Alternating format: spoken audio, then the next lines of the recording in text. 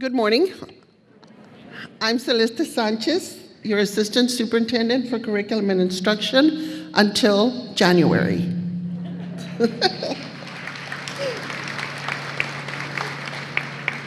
And I want to also say that I'm blessed to be the mayor of this fine community of San Benito. Thank you.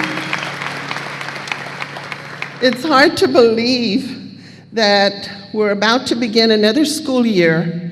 We hope you had a restful summer.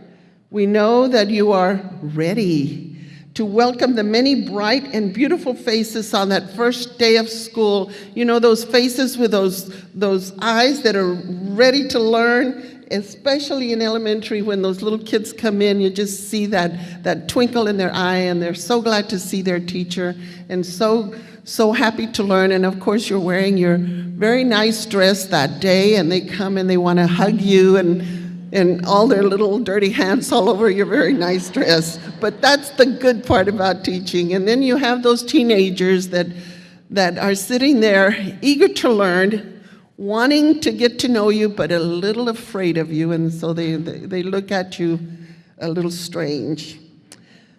At this time, please help me welcome members of the Naval Junior Officer Training Corps who are joining us today for the presentation of colors. The cadets are under the direction of Lieutenant Rolando Gonzalez and our two new instructors, Chief Timothy Wilson and Chief Jesus Gaitan. Please stand.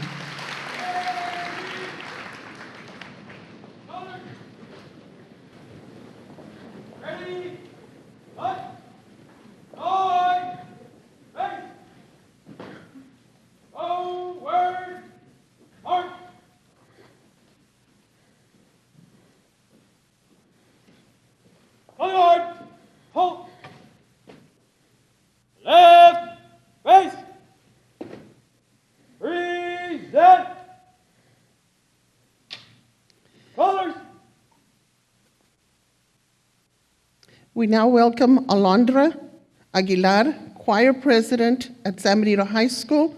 Alondra will perform the national anthem for us this morning. Her instructor is choir director Ted Lida.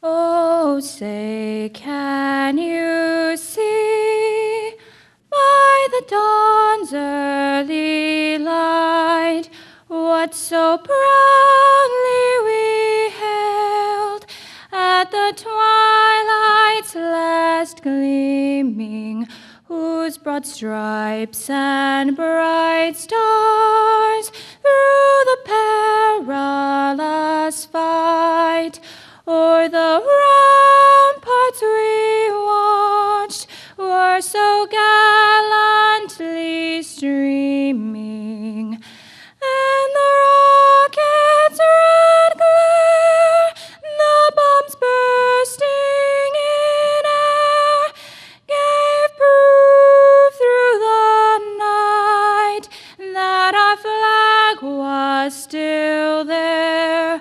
Oh, say, does that star-spangled banner yet wave o'er the land of the free and the home of the brave?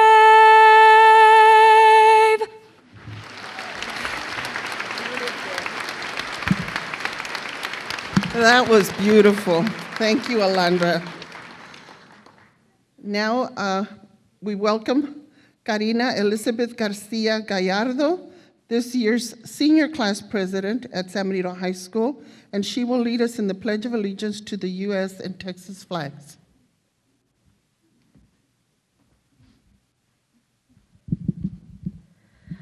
I pledge allegiance to the flag of the United States of America and to the republic for which it stands, one nation, under God, indivisible, with liberty and justice for all. Honor the Texas flag. I pledge allegiance to the Texas, one state, under God, one and indivisible. Carry. College. Ready. Cut. Right. Face. Forward. March.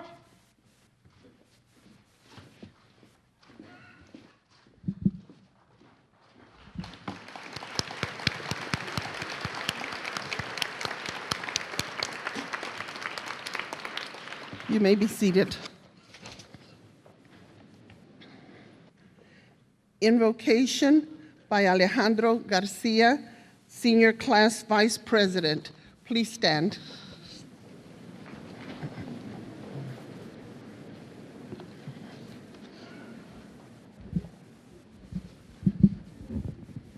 Please bow your heads. Dear Heavenly Father, as we get ready to start another school year, please watch and protect all of your students and staff. Please give them the wisdom and courage to make the right decisions. Please bless them and protect them throughout their journey during the school year. In your name we pray, in the name of the Father, and of the Son, and of the Holy Spirit. Amen.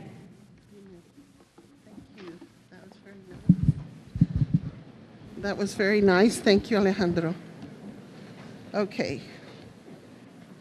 Proceeding with my agenda, it is an honor for me to introduce our Board of Trustees, beginning with our President, Arnold Padilla.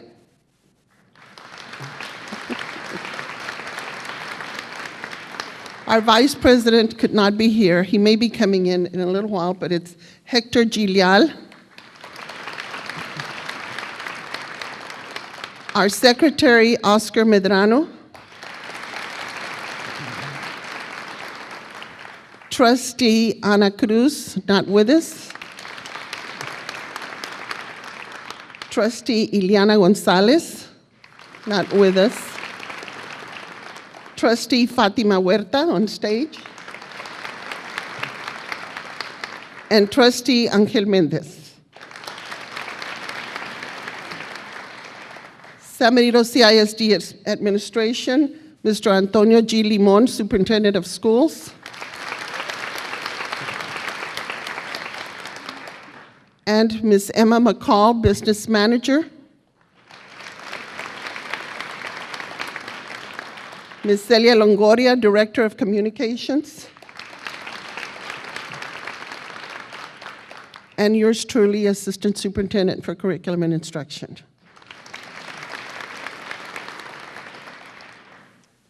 On stage, one more time, we have Alondra Aguilar, student. Oh, she went to sit down. Karina Elizabeth Garcia Gallardo, student, San Benito High School student. Alejandro Garcia, high school student. And teachers, Dolores Ramirez, Laura D. Taylor, Mary Sadi, and you will be hearing about these special teachers in a little while. And our keynote speaker, Bishop Jaime Loya. Now please help me welcome our Superintendent of Schools, who has some special presentations.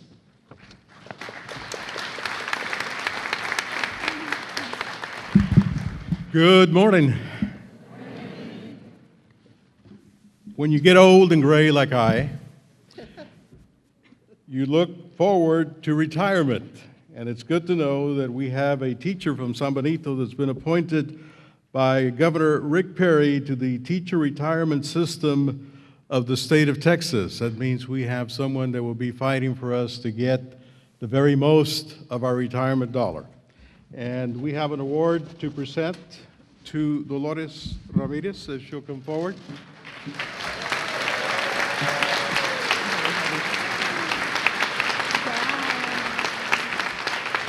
And this states, San Benito CISD Board of Trustees gratefully acknowledges the appointment of Dolores Ramirez, teacher at Rangerville Elementary, to the Texas Retirement System of Texas Board of Trustees appointed by the Honorable Governor Rick Perry, October the 10th, 2013. So through August 31st, 2019.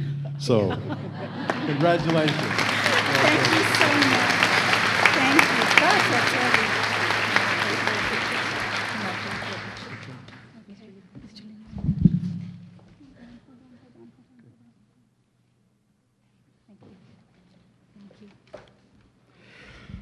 We also have the honor of a Regional Elementary Teacher of the Year for the whole region. 2015 Regional Elementary Teacher of the Year, Region 1 Education Service Center, goes to our very own Laura D. Taylor from Angela G. Leal Elementary School.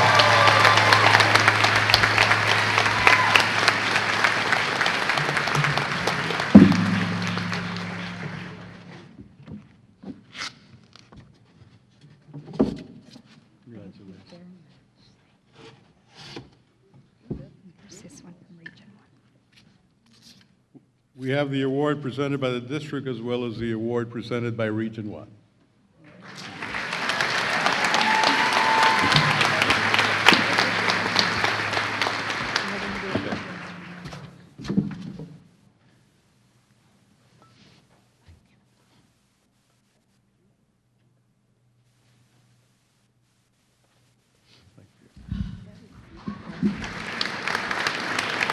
Thank you.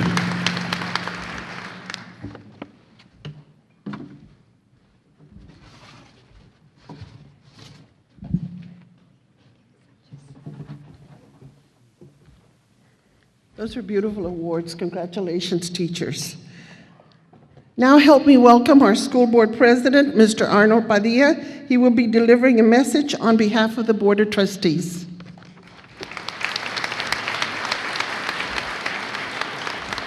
Good morning, everyone. On behalf of myself and, of course, the trustees we have before here and those that were not able to make it today, we welcome you to the start of a new year. I see encouragement. I see faces out there ready to take on a new challenge this coming year, and we appreciate the professionals that you are, the dedication that you show, the interest and the caring that you give the students of San Benito. Without you, their success wouldn't be at hand, and I applaud you for the efforts you make every year and what you do for us.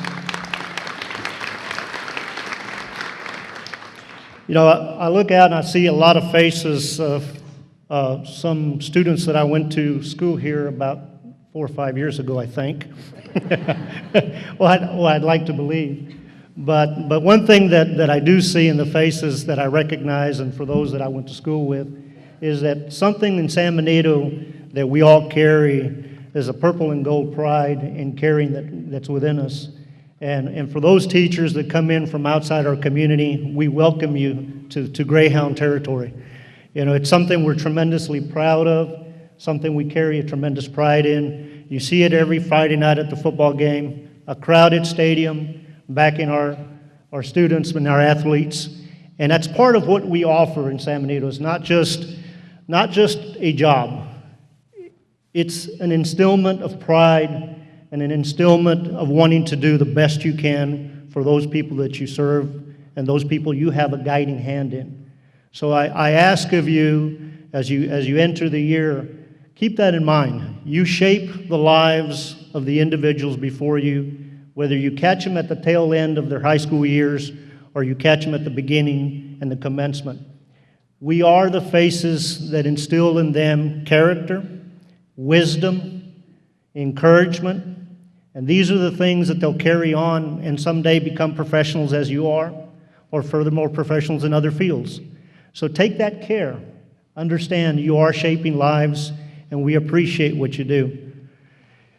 We have a mission statement that we carry, and I won't read the entire mission statement, it's there before you, but I will read the part that I feel is very intricate to what you offer.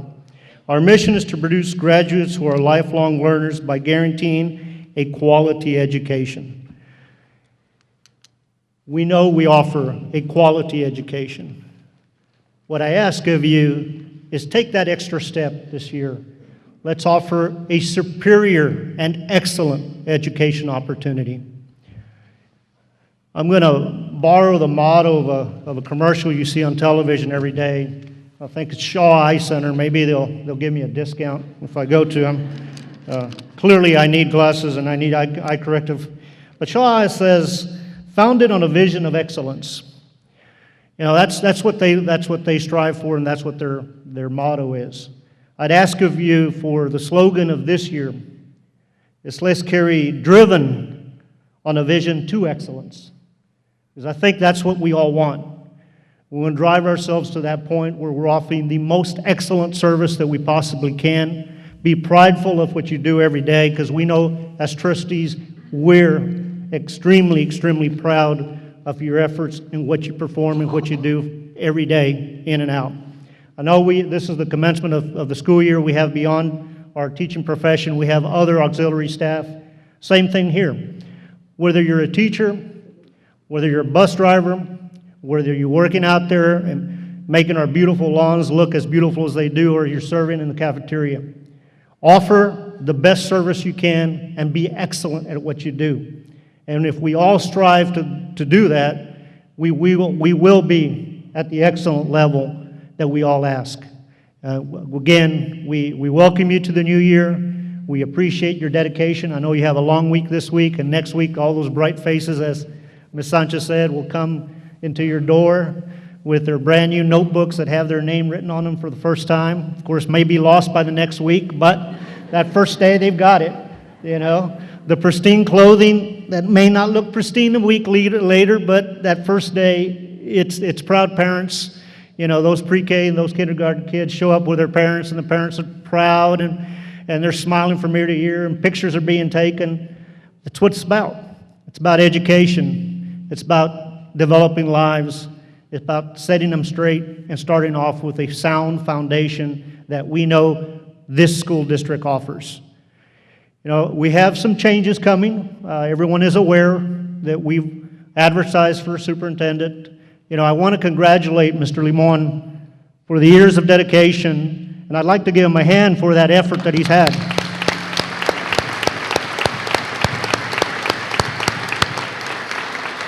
Same thing with our assistant superintendent, Ms. Sanchez. Wonderful job that she's done. You know, our changes coming are nothing more than continuing the excellence, continuing the direction. We ask you to support us in those ventures. We support you. Let's look forward to a bright and excellent future in this district. And again, on behalf of myself, our Board of Trustees, we welcome you to the 2014-2015 school year. Thank you.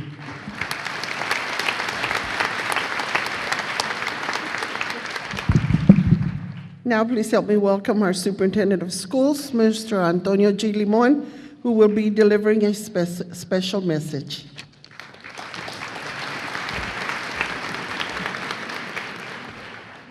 Are you excited?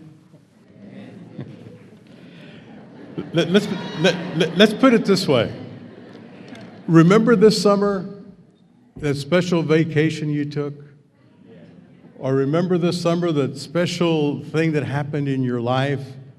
Okay, this is what makes it possible. You have a job, so be excited.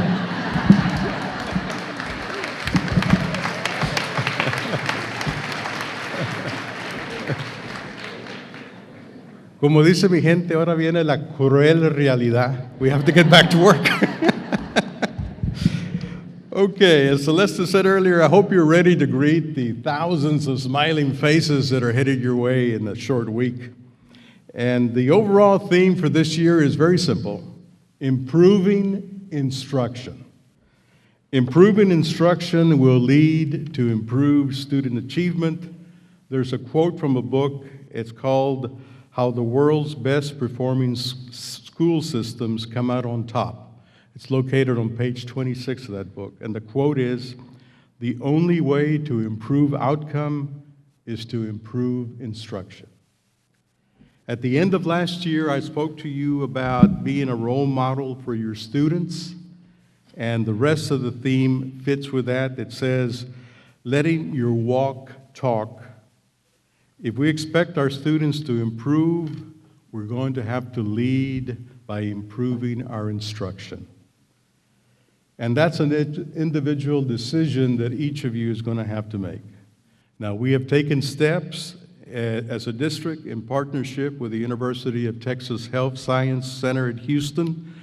They will offer professional development that will help us, but the ultimate person to decide if you're going to improve that instruction is going to be you. We've all had teachers that have influenced our lives tremendously. I consider those teachers heroes. I don't know about you, but I've had many heroes in my life that got up every morning, put on their face, and went to work and did the very best they could to inspire a student that was being reluctant, or to inspire a student that had had a bad week, and just make a difference for that student. So I encourage you to join that wonderful group of heroes.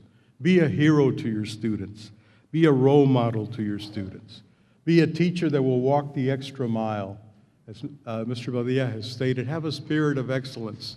Those of you that were with me at Miller Jordan some 20 years ago, remember our motto. Our motto was a spirit of excellence.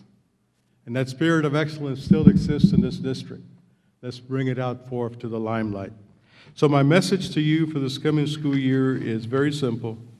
You lead by example by improving your instruction.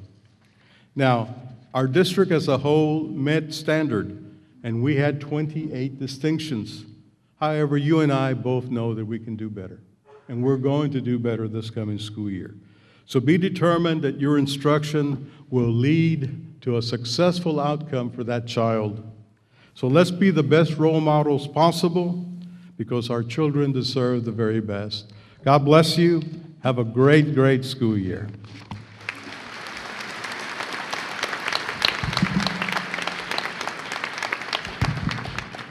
And now we have a special message from our teacher, Mary Sadi. She's from Gateway to Graduation Academy. She's the Campus Teacher of the Year and the district's Secondary Teacher of the Year title winner. And Ms. Sadi will be delivering a very special message to us.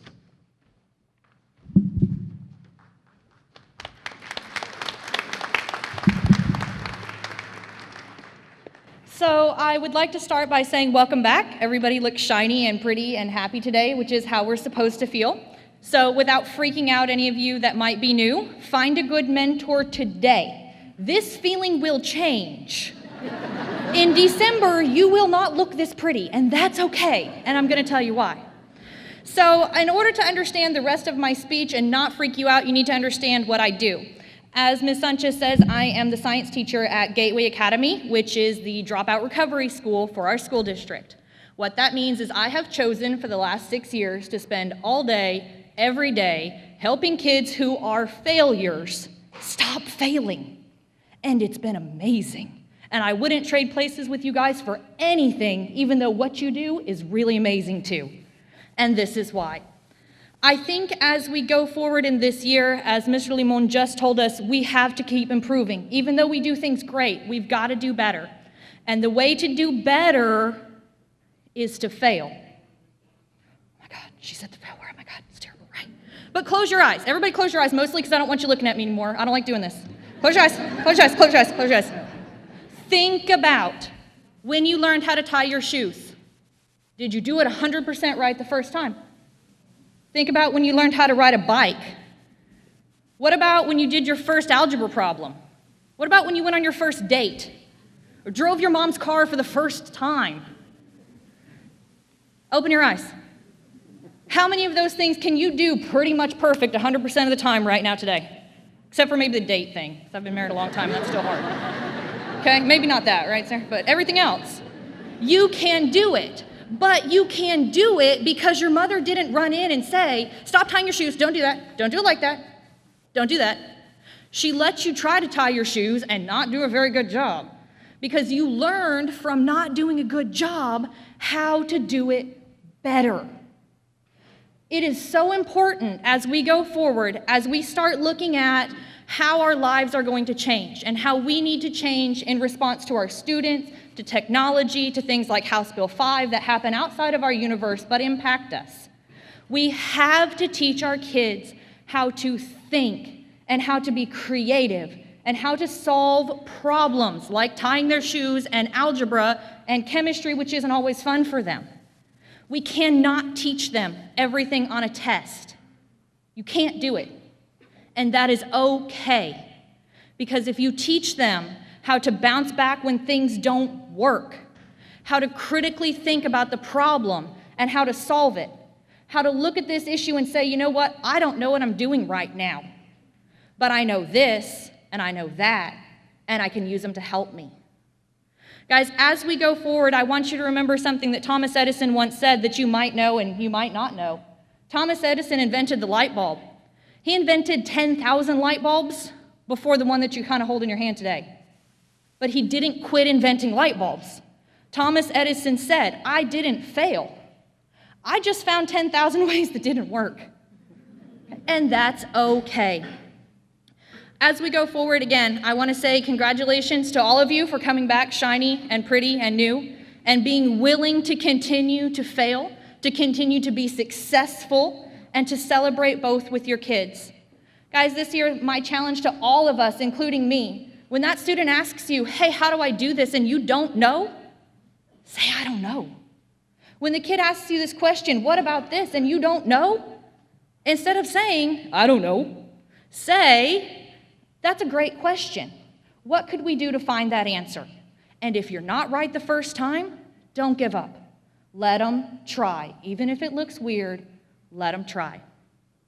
I want to leave you today with the reason that I do what I do, because I think it is so, so important. I'm really proud of what I do. And my team. Gateway has been a team, and even though our parts change from time to time, we work together all the time. And you can see that in our kids. Today, right now today, we have 326 graduates. These are kids that failed.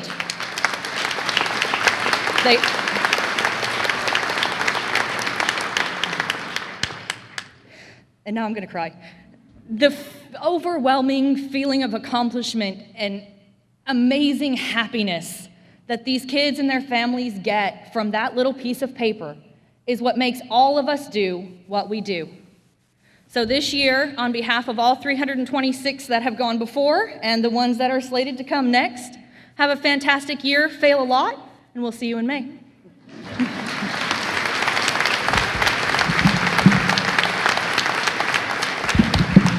Thank you, Ms. Sadi. You certainly live it every day, and thank you. Now, please help me welcome Laura Taylor, the Angela Jerusalial Elementary Campus Teacher of the Year, the district's Elementary Teacher of the Year, and the 2015 Regional Teacher of the Year, and she will also provide a special message.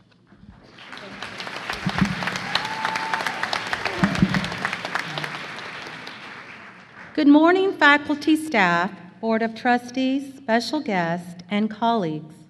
Allow me to share a poem with you. One song can spark a moment. One flower can wake the dream. One tree can start a forest. One bird can herald spring. One smile begins a friendship.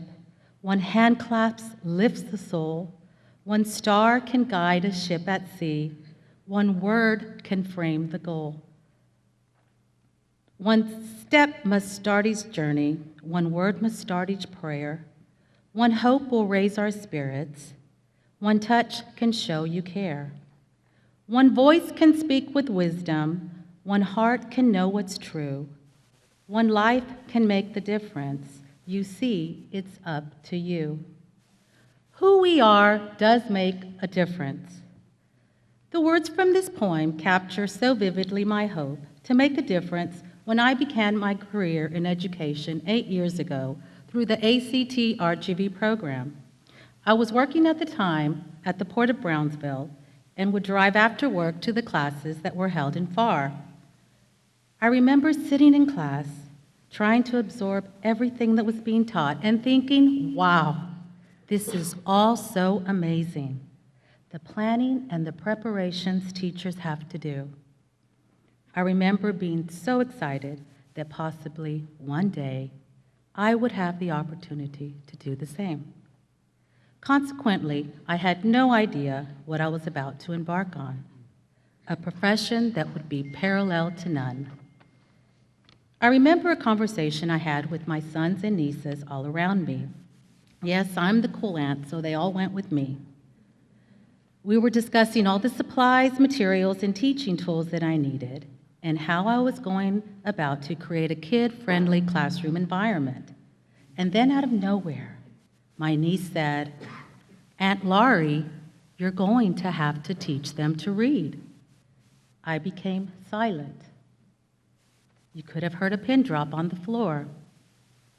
I gasped and took a breath and replied, "You mean I'm going to have to teach them to read?" The look on my face must have been priceless. It wasn't that I didn't know any better.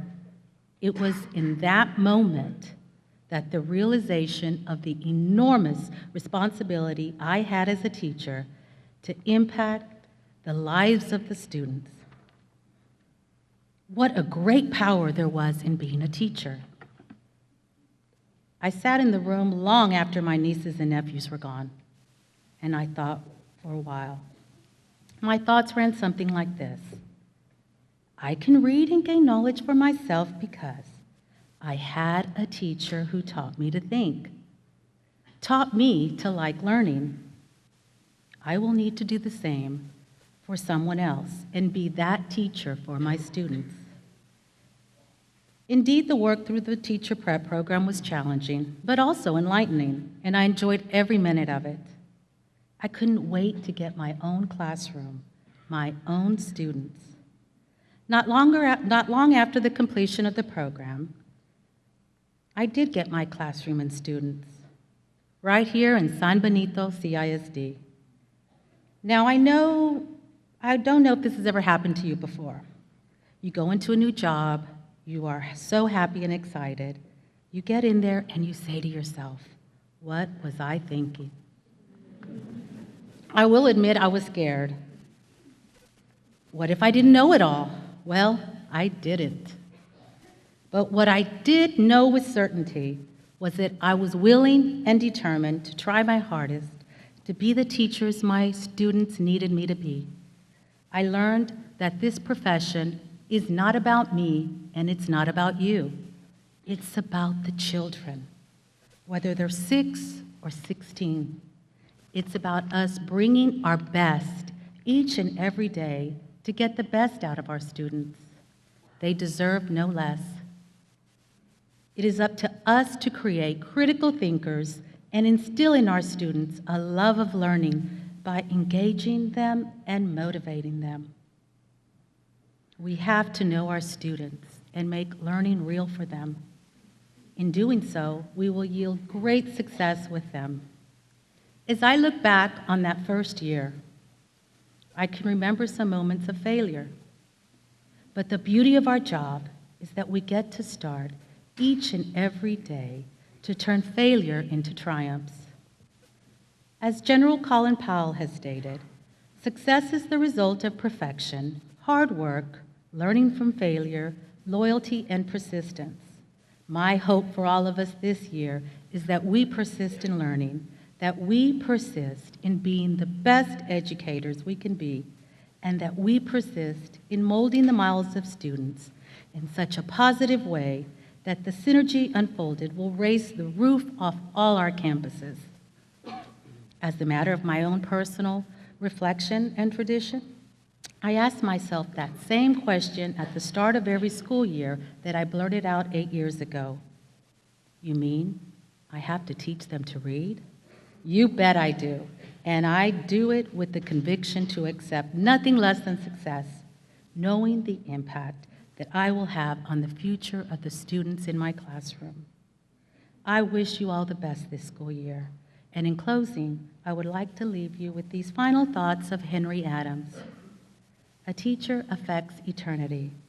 He can never tell where his influence stops. May these words challenge you and inspire you to be the positive difference in the lives of your students and be that determined force to help them realize their dreams. And remember, who we are does make a difference. Thank you and have a great school year.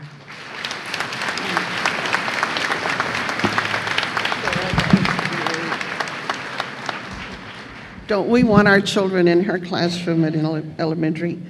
Laura will now be competing at the state level for State Teacher of the Year. And Laura, we wish you all the success, and we hope you come back with that title. Because to us, you are the State Teacher of the Year already. Now, Ms. Celia Longoria will introduce our keynote speaker.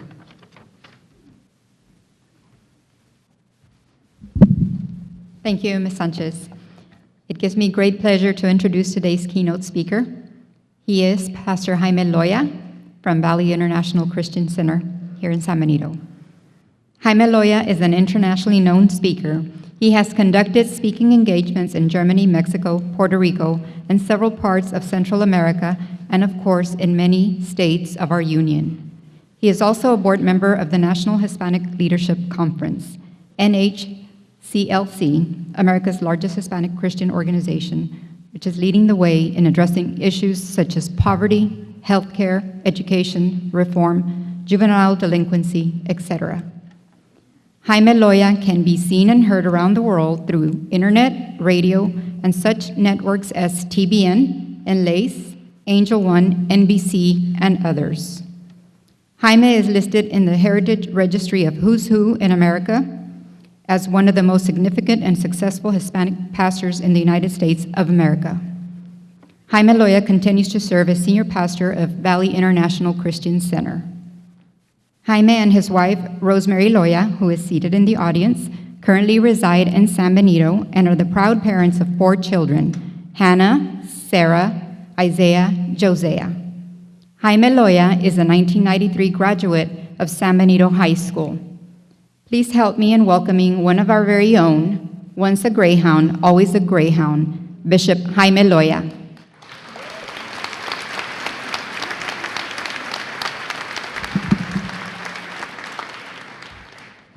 Thank you so very much. Good morning to everybody. Hope you guys are excited about the school year. And, it's truly an honor for me to be here. And if I take the microphone out of here, it's just my preacher tendency kicking in, okay? And so I might get a couple of hallelujahs and amens because I know I have members of my congregation who are here as well. I'm going to give you just a little bit about my story, just so that you can know who I am. As they said, my name is Jaime Loya. I am a San Benito graduate, 1993. I actually went to school at Rangerville Elementary. And so, I was there at BC and Miller Jordan and San Benito High School. And so, many years ago, that was many, many years ago. But I want to thank once again Mr. Limon, the administration, the Board of Trustees, all the wonderful folks who make up San Benito School District. It's an honor for me to address you today. I'm accompanied, as already mentioned, by my beautiful wife of 21 years, which is Rosemary. She's right here in the audience. And so I want to thank her for coming with me today. And I'm so very proud of her because she just released her very first album. And so she's a singer. And so I just wanted to mention that. In preparation for today's speech, I wanted to just research and see what others had done. And so I went on the internet and I saw 3 commencement speeches or addresses by very well-known people. One of them, Oprah Winfrey, who addressed Harvard, and her speech was 28 minutes long. I also watched one by Bill Gates at Stanford for almost 25 minutes. And last but not least, I also witnessed Steve Jobs speaking at Stanford for about 15 minutes. And since I'm an overachiever, I'm going to attempt to speak for at least 30 minutes today. And so I can say I topped them, amen? There's the amen right there. Once again, for those of you who don't know, I was born and raised in San Benito, a class of 1993 graduate. I started my ministry when I was 17 years old. And so I was still in high school when I started speaking to my friends, witnessing to fellow students, and started getting involved with ministry, speaking at local youth groups and whatnot. Got married as soon as I graduated, believe it or not, and don't ask me what I was thinking.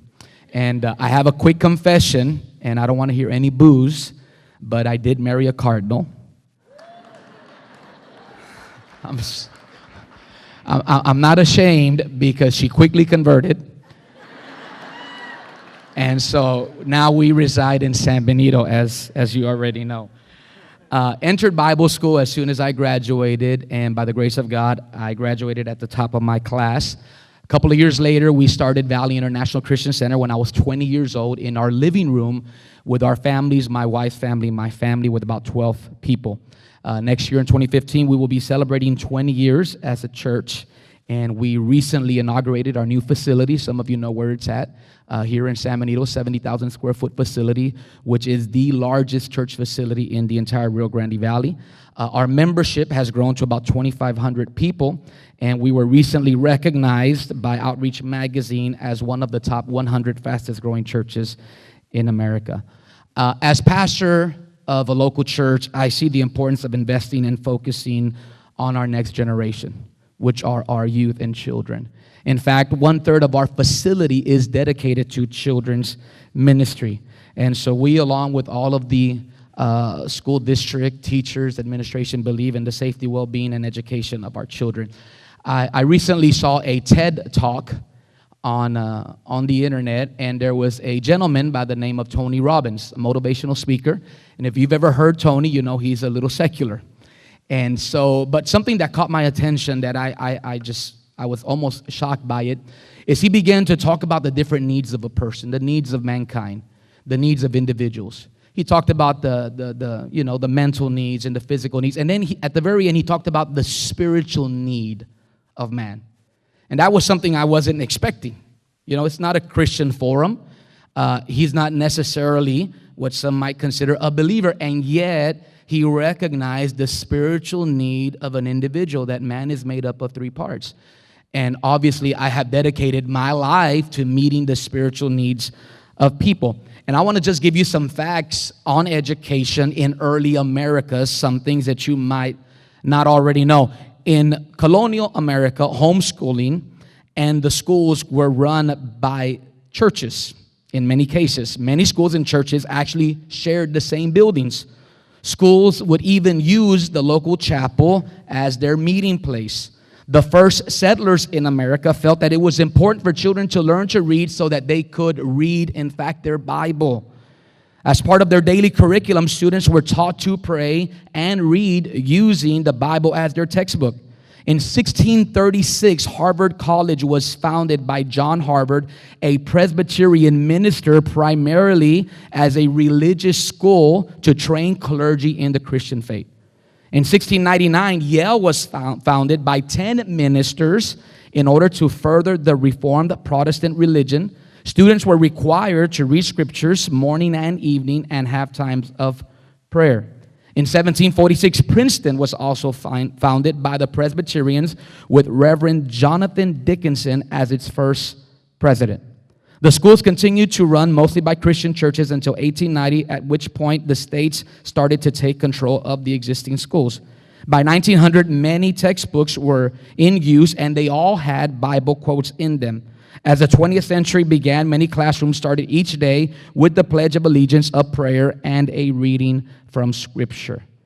Now, education has always been important, and even more so now. And I'm going to do a little exercise, if you will allow me, and I'm going to ask everyone in this room if you'll please stand. Those in the audience, those up here on the platform can stay seated, but everyone else, would you just please stand? Everyone wanted to stand, right? Well, you guys can stand too. Why not? Let's just everybody stand, all right?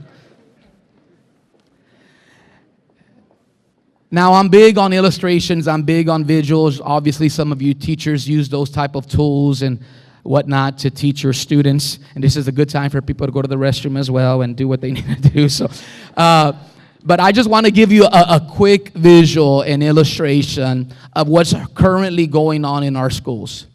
And some of you are already privy to this. You already know probably better than I. Those who are standing in this room represent all of the Latino students currently enrolled in school. And it is estimated that 40 to 50% of our Latino students are dropping out of high school. 40 to 50%. That's the statistic of Latino students are dropping out of high school.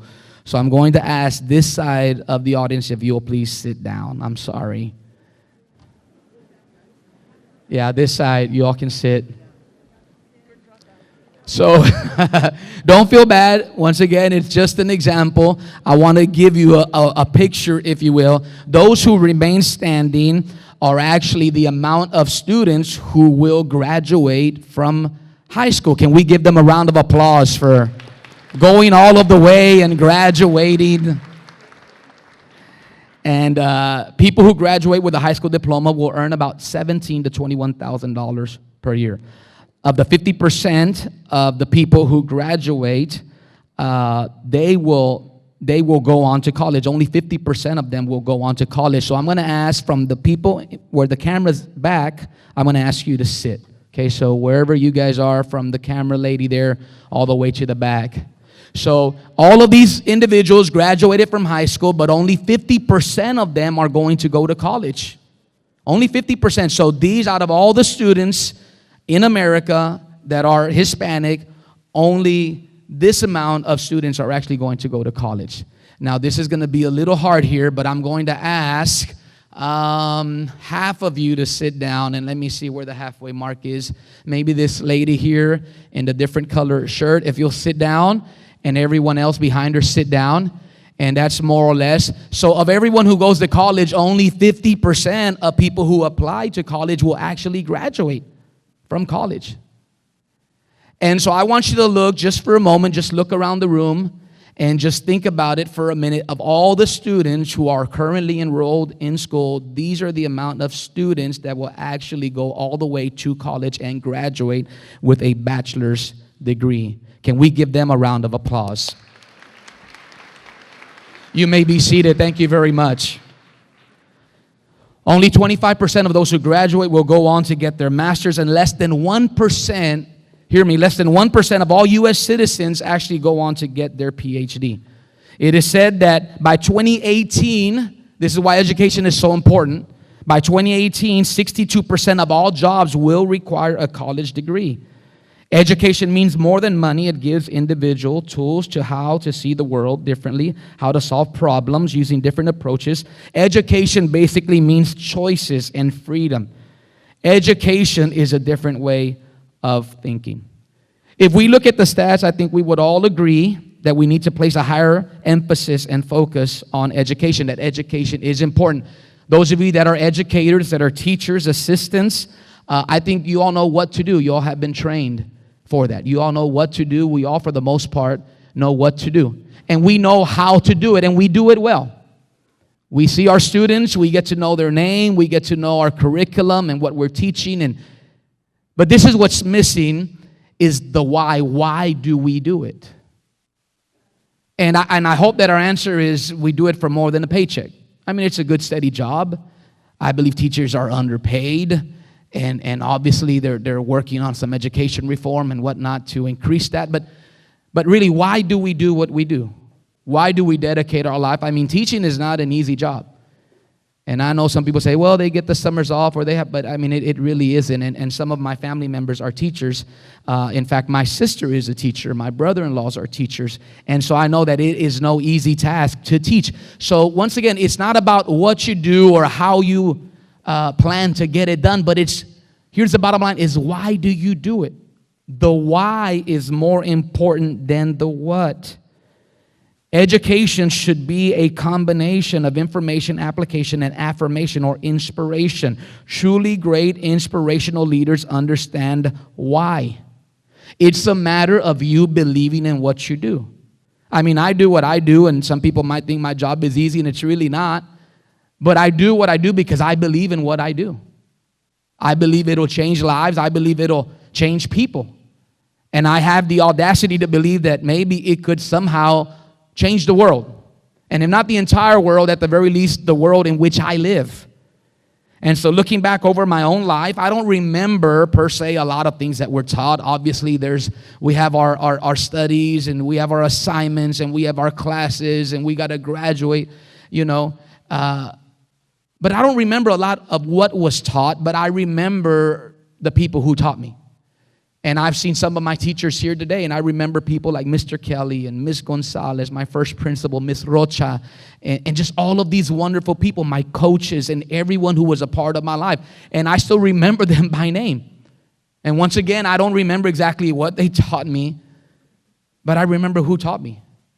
And some of those teachers actually believed in me, and it was that simple belief that I could do something, that I could be something, that inspired me to do what I do today. And I want to say that once again, education is a combination of information, but it also must include inspiration. Are we inspiring our students, or are we just trying to let them pass the grade or pass the test or get a higher score than the next student or than the next school? Or do we believe that we are actually possibly preparing the next governor, the next best-selling author, a artist, whatever it is? I mean, our kids are a blank canvas, and our educators, our teachers, our principals, our counselors all have the opportunity to help form and mold that child into something and someone great. Great schools are great, not because they have the best students, but because they have great teachers. I often tell my staff, obviously we lead a pretty large staff. We have almost 20-something people on staff at our church. And for a church, that's a pretty big staff. And so aside from being a pastor, I also have to lead our staff. And I tell my staff all the time that excellence is not about having the best.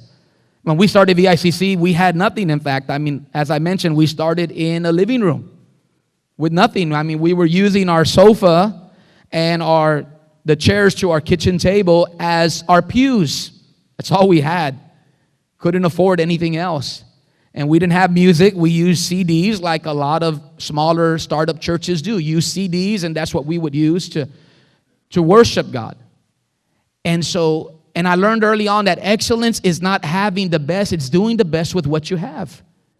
And we didn't always have the resources, and we didn't always have the funding. Until this day, we probably don't have everything we wish we did, but we are committed to doing the very best with what we have, because I believe, for one, that the people who go to my church, and in your case, the students that go to your class, deserve the very best of us. And we have this year, I don't know how the school system works nowadays, but I'm assuming that once the kids go through your class, they probably will never take that class again. So in other words, you have that one shot. I, as a preacher, as a pastor, as a local pastor, look at every Sunday as that one opportunity. I know there's people that are going to that service that day that may never go again. I don't take for granted saying, okay, well, these people will be here next Sunday, and so I can flop, I can slide on this Sunday. I don't have to give my best. I don't really have to. I believe that every single Sunday is a once-in-a-lifetime opportunity for somebody to have their life changed. And in your case, it might be the school year, it might be the term, I don't know. But I want you to see this school year as that one opportunity that you have to affect and inspire the students that you will teach, that you will lead, that you will interact with, because I know not everyone is a teacher. And so once again, I want you to adopt that, if you will. As we strive for excellence, as we adopt a culture of improvement that we spoke about, we do things well, but how can we do it better? These are questions that even the church grapples with, especially if you want to reach people in this generation, in this era. How do we do church, and is it significant? Is it relevant? And we could apply that even to the school system. We could apply it to the medical field. We could apply it to universities, colleges, anywhere and everywhere it's applicable. What do we currently do, and how can we do it better? And I hope that your mindset is not, okay, it's another school year, I'm going to do what I did last year. And that might have been good for last year and for last year's students, but that doesn't necessarily mean it'll be good for this year and for the students that you're going to have, because obviously they all need something different. And I believe in our teachers, I believe in our school district to make that difference. In just a moment, I'm going to give you one more illustration, and it has to do with the Olympics. If you'll go back with me to 1988, and I don't know if all of you were witnesses to this, but in 1988, the Olympics were held in Seoul, Korea. And there were some very, very good track teams. Obviously, the U.S. has always had phenomenal track teams, and some of the best. And they were favored to win the Olympics and to sweep the gold medals in those events, in those running events. And despite whatever differences they had off the field, off the track, when they got on the track, when they got to Korea, when they got to the Olympics, they understood that they had one goal, and I believe it's the same here. I mean, there's differences. We might have, different opinions. We might agree to disagree, but at the end of the day, there's one goal, and that is the gold medal. That is to win. And so they went, and they had on their mind that they're going to win the gold medal, and they were favored to win, and the women were also. And so it wasn't a big deal that America would win, but something shocking happened. Something that nobody could believe. And this is the way the story goes. Both men and women's track team was favored to win the gold in the 400-meter relay. Both USA teams thought they had it in the bag, and the way everything looked, they were right. For the men, it was the fourth and final 100 meters, and Tyson Gay, with amazing speed, came around the corner to hand off the baton to Darvis Patton. And I have a baton here. And then the unthinkable happened. When Darvis reached back to get the baton, there was nothing there.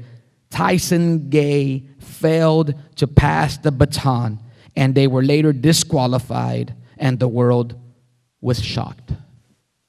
Now, I want you to think about just this for a moment, and it happened to the women as well. In that very same Olympics in 1988, both favored to win, both disqualified, both lost because of a failed, fumbled baton pass. And they were very qualified. They had trained maybe their entire life, that whole year, for that one moment that they could shine and win the gold. And because of one little mistake, one miscalculation, one failed baton pass, they went home upset and somebody else took the gold that year. I want you to think about it and how it applies to your life for just a moment. We are, in essence, as adults, educators, whatever we do within the school system, we are passing a baton to the next generation. And I believe with all of my heart, because I'm a person of faith, that we are raising up future politicians, lawyers, doctors, inventors, songwriters, artists, all of the above, educators even. And so we cannot afford to happen what happened in 1988, that we would fail after all that we've done, after everything, that we would fail and miss the baton pass. And so obviously my prayer, my desire is that we would do our very best this coming year, that we would understand what is our responsibility, and that we would go for gold. And I really believe with all of my heart that it takes teamwork to make the dream work. I tell our staff this, I tell our congregation this: don't ever say, I'm just anything. I'm just a janitor, or I'm just a teacher, or I'm just a bus driver, or I'm just a member at this place, or you're not just anything. You are part of a team, and once again, it takes teamwork to make the dream work. As I said earlier, and I'm getting ready to close, and you can clock me, and I might have not reached my 30-minute mark. I'm sorry. But I would like you to believe with me, whatever it is that you do, it's significant, it's important. Obviously, if the kids don't get picked up, they don't go to school, So we can't say that the bus driver is not important. Obviously, the janitors and housekeeping and maintenance don't do their jobs. Well, then we don't have the facilities we need, the classrooms we need in order to get our job done. So everything's connected, whether we realize it or not. So no one's insignificant. In the big scheme of things, no one's insignificant. Everyone matters. Everyone is valued. And so I believe in education. And I don't know where you stand, because there's a lot of debate as far as education reform and Common Core and all of these issues. And I don't know where you stand and where you side on any of these issues. But I will tell you one thing. And this is the Common Core. This is the common denominator. That at the core, our kids are people too. And they deserve the very best education. And I believe, because of my own experience, and I think my own life would witness and is a testimony, that we have some of the best educators right here in the city of San Benito. So thank you so much for your time, and God bless you.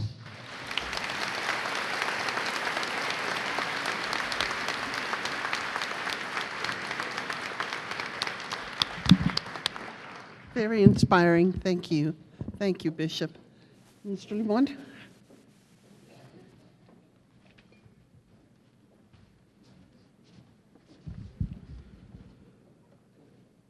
Once a Greyhound, always a Greyhound.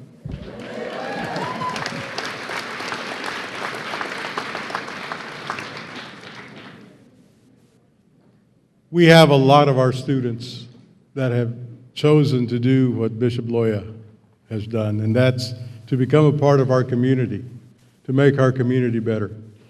He could have chosen to start a church anywhere else in the valley, but he chose his hometown, San Benito. We have a lot of other students that have gone on to be successful and have chosen to come back home and make a difference. So that's the reason, one of the reasons what Bishop Loya was here this morning, to show that you don't have to leave the valley. You don't have to go elsewhere. If your calling is to be here, to be home, and to make a difference, follow your calling and follow your dreams.